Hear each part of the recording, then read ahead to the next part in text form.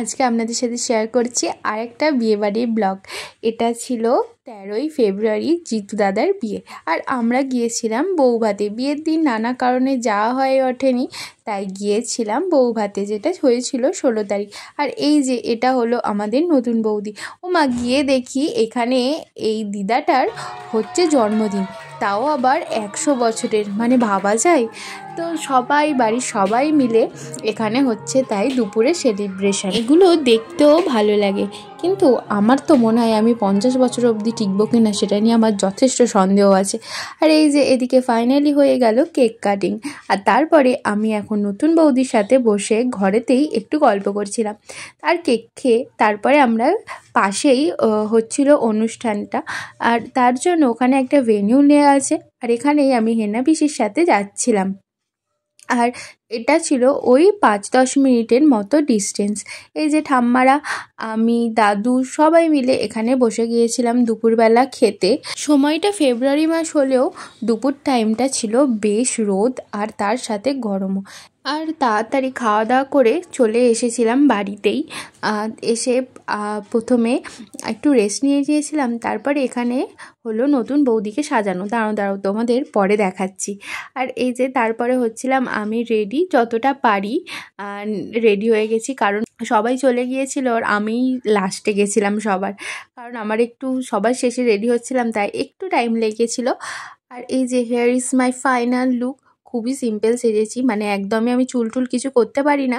বৌদির একটা বন্ধু এসে আমাকে ওই মাথা পাট্টিটা লাগিয়ে দিয়েছিল, নাহলে তো আমি সেটুকুও করে উঠতে পারতাম না, মানে এতটাই আমি এসবের নিকম্মা বলতে পারো।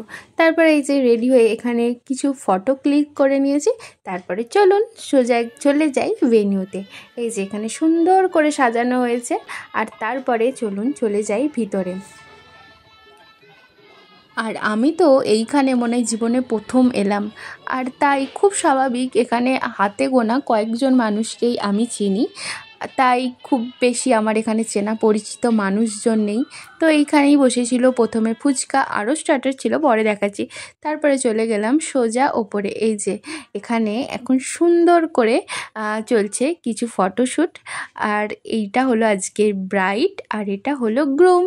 কেমন লাগছে অবশ্যই জানিও। তারপরে এই যে আমরাও কিছু ছবি তুলে নিলাম। তারপরে আমি নিচে গিয়েছিলাম, গিয়ে এরকম সুন্দর সুন্দর মনোরঞ্জন দৃশ্য দেখতে দেখতে খেলাম স্টার্টার, আর এটাই আমার খেয়ে সব জায়গায় পেটটা ভরে যায়। এই যেদিকে ছিল ক্রিসপি চিলি বেবিকর্ন, আর ছিল চিলি চিকেন। তারপরে আবার একটু ওপরে গেলাম। এরা ভিডিওতে আসবে, দেখো না কথা বলেই যাচ্ছে, ভিডিওতে আসবে। হ্যাঁ, ভিডিও কথা বলছি তো, কথাটাও তো উঠবে। হ্যাঁ ঠিক আছে, ওখানটা এ করে দেবো। না কেন, সব থাকবে। এই যে এটা হলো একটা কাকিমা, আর হলো জিতু দাদার মাসি।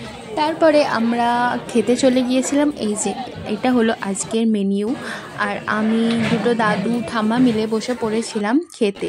এই যে এক এক করে সব কিছু দিয়ে গেছে, আর এখানের মধ্যে আমার পছন্দ হলো আলু ভাজা আর ডাল, মানে এটা বেঙ্গলিদের একটা ডেডলি কম্বিনেশন, মানে এটা শুধুই মানুষ এটা দিয়ে ভাত খেয়ে নিতে পারে আর কি। যাই হোক, আমার ব্যাপারেও সেটা ব্যতিক্রম না। আর তারপরে হয়েছিল দই কাতলা। সত্যি কথা বলবো, মাটনের থেকে দই কাতলা আমার বেশি পছন্দ। আর তারপরে এই যে এদিকে হলো মাটন।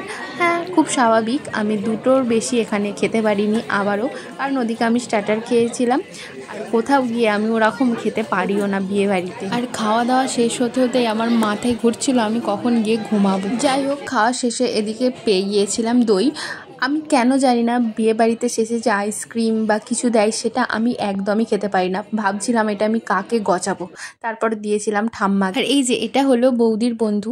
এত মিশুকে মনেই হচ্ছিল না যে আজকেই আমাদের প্রথম আলাপ। আর এই যে আমাকে হেয়ারের এই পাট্টিটা লাগিয়ে দিয়েছিল, না হলে তো আমি পারতামই না, যা বললাম। তারপর একটু ছবি তুলে ঠাম্মা বলছিল এবার চলে যাই, পাশেই যেহেতু বাড়ি, ওই যে বললাম 5-10 মিনিটের ডিস্টেন্স। দিয়ে আমার ওইটুকু হাঁটতেই যেন বিশাল কষ্ট মনে হচ্ছিল।